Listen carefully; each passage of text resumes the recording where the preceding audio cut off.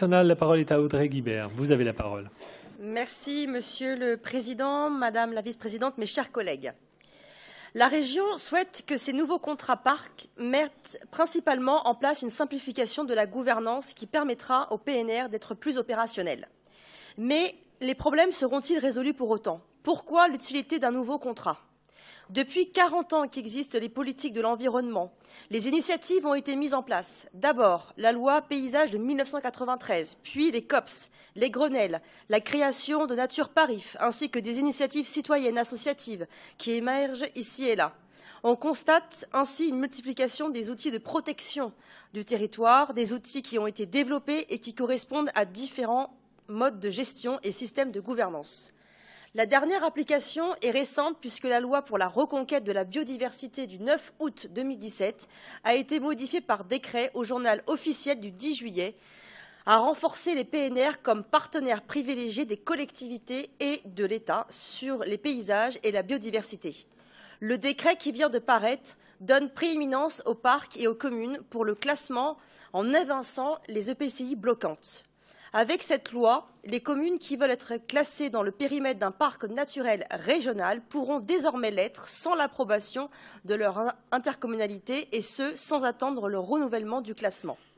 Désormais, la région est seule pour la compétence de la charte du parc avec le préfet de région qui a droit de regard à la place du ministère de la Transition écologique. Et pourtant, tous les indicateurs sont dans le rouge. Les citoyens assistent au déclin de l'environnement.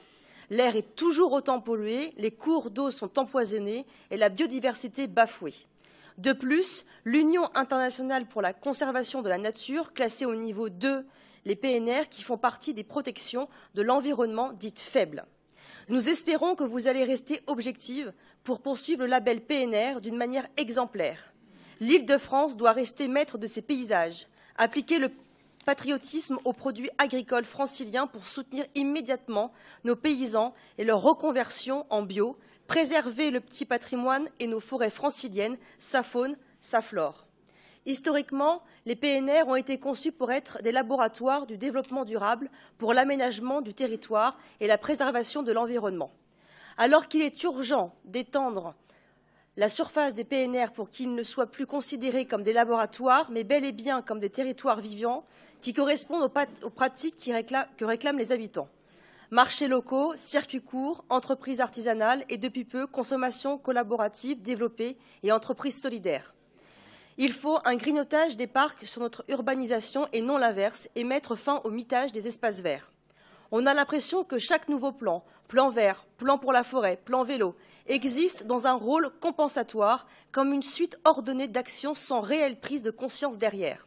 Pourtant, cette prise de conscience existe dans la population et chez les élus locaux, et il y a un consensus de notre société sur la nécessité de protéger l'environnement. En revanche, cette prise de conscience n'existe pas dans la haute administration qui est trop proche des syndicats ou de secteurs privés polluants, ce qui est préjudiciable à l'environnement. La tâche est lourde, puisque l'État perd de vue l'essentiel et se déresponsabilise.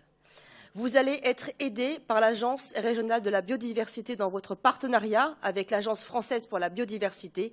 Donc pour cette reconquête, nous vous souhaitons tous nos vœux de réussite pour le bien-être de tous. Je vous remercie.